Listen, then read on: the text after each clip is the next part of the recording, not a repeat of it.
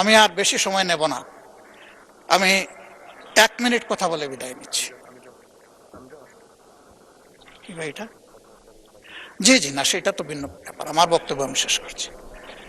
আমি শুধু এতটুকু বলবো যে ভাই, অতীতকে স্মরণ রাখা ভালো, ইতিহাস শিক্ষা ভালো, কিন্তু ইতিহাসকে নিয়ে পড়ে থাকলে আমরা নিজেরা ইতিহাস তৈরি করতে পারবো না। ইতিহাসকে ইতিহাসের জায়গায় রেখে আসুন আমরা এগিয়ে যাই। আমার কথায় কেউ যদি কষ্ট পেয়ে থাকেন ক্ষমা চাই। ভালো যদি কিছু বলে থাকি, আল্লাহ আগে আমাকে আমল করার তৌফিক দেন এবং আমাদের সবাইকে এটা মানার তৌফিক দেন। আমি একটা কৈফিয়ত না দিয়ে পারছি না।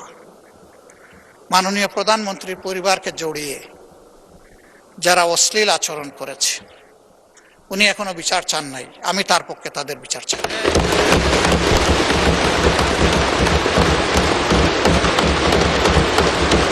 ওনার মেয়ে, আল্লাহ তাআলা আমাকেও 2টা মেয়ে সন্তান দান করেছেন, আমার মেয়ে।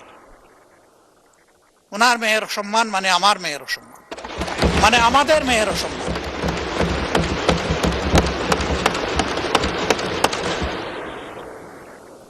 এই ইতর প্রাণীগুলা কারা, তাদেরকে নির্মোহভাবে খুঁজে বের করা হোক। প্রিকনসেপ্ট কোন আইডিয়া থেকে নয়, ব্লেম গেমের জায়গা থেকে নয়, ভেরি ট্রান্সপারেন্টলি এটা বের করে আনা হোক।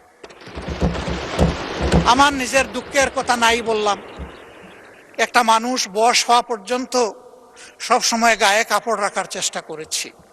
মা বাপ যেটুকু পেরেছেন, আমি এখন যেটুকু পারি সামর্থ্যের আলোকে।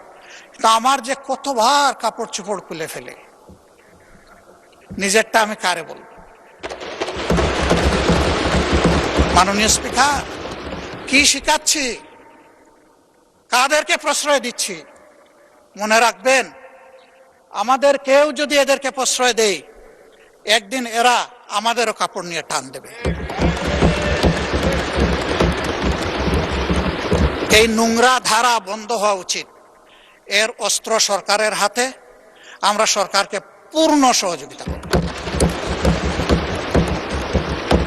সকল টেকনোলজি কাজে লাগিয়ে প্রথমত বলবো যে এই নোংরামি বন্ধ করার পথ বাহির করুন, গোলটা ফিল্টার করে আউট করুন। তারপরে বলবো ইনসিডেন্টালি ওর অ্যাক্সিডেন্টালি কিছু হয়ে গেলে সেইটার কঠোর ব্যবস্থা নেই। আমি